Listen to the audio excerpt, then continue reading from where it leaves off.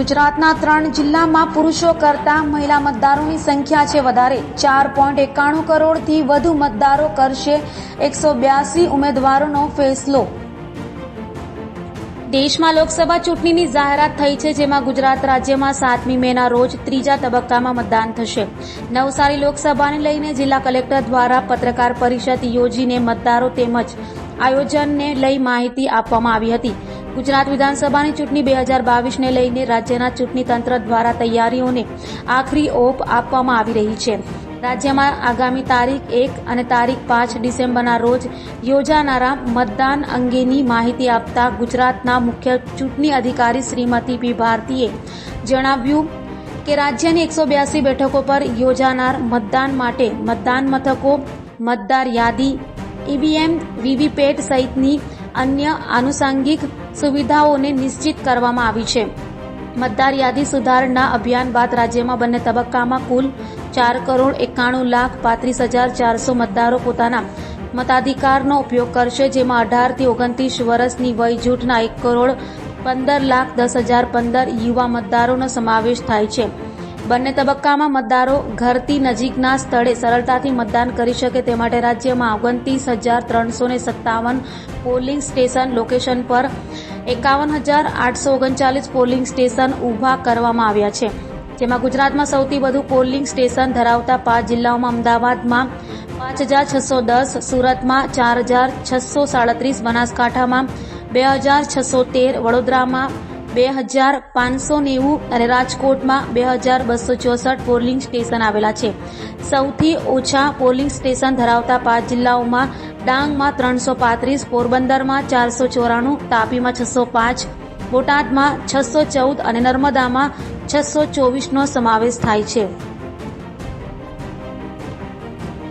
સામાન્ય ચૂંટણી 2024ના કંડક્ટ સંદર્ભે નવસારી જિલ્લામાં કરવામાં આવેલ તૈયારીમાં આપણે ચૂંટણી પંચના બધા ટાઈમ ટેબલની વાત કરીએ તો ચૂંટણી પંચનું જાહેરનામું 12/4/2024ના દિવસે રહેશે અને મતદાનની તારીખ 7/5/2024 રહેશે। ઉમેદવાર પત્ર ભરવાની છેલ્લી તારીખ 19/4, ચકાસણીની તારીખ 20/4 અને પાછા ખેંચવાની તારીખ 22/4 રહેશે। 25 નવસારી આરોપસીમાં 174 જલાલપુર, 175 નવસારી, 176 ગંદેલી અને સુરતના 4, 163 લિંબાયત, 164 ઉધના, 165 વજુરા અને 168 ચોર્યાસીનો સમાવેશ થાય છે। ચૂંટણી સંદર્ભે કોઈ પણ કોઈને ક્વેરી હોય ત્યારે હું આપ બધાને વિનંતી કરું છું। 1950 આ મારો હેલ્પલાઇન નંબર છે।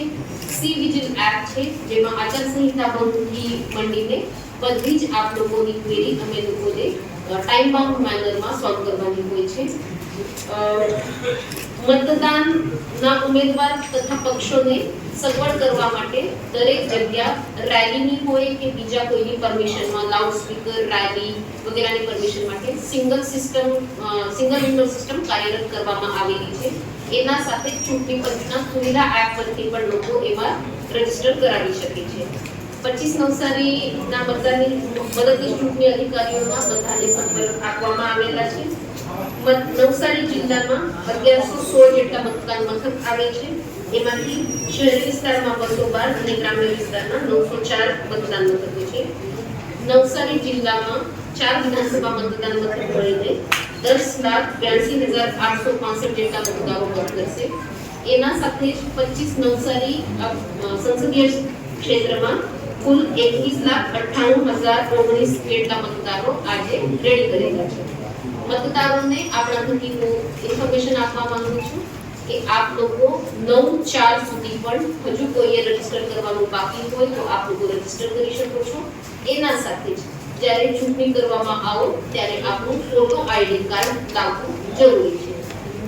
આ ચૂંટણી મુક્ત અને નિષ્પક્ષ વાતાવરણમાં થાય એના માટે ઇલેક્શન કમિશન ચૂંટણી પંચ તરફથી ઇલેક્શન એક્સપેન્ડિચર અને આચારસંહિતા ભંગ એના માટે જુદી જુદી સિસ્ટમો ઊભી કરવામાં આવેલી છે।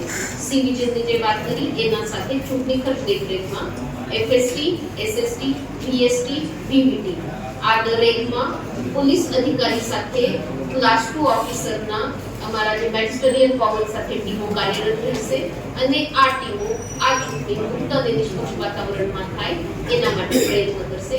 એના સાથે જ આ સમયે હું મતદારોને પણ અપીલ કરવા માંગુ છું, કોઈ પણ ચૂંટણી આપ લોકો મતદાન આપો ત્યારે સફળ થાય છે. આપણે બધા 7/5 રોજ મતદાન કરીને આપણી ચૂંટણીનો દર વખતનો જે દેશનું પરમાણુ ગર્વ આવું આપણે કહીએ છીએ એને સાથે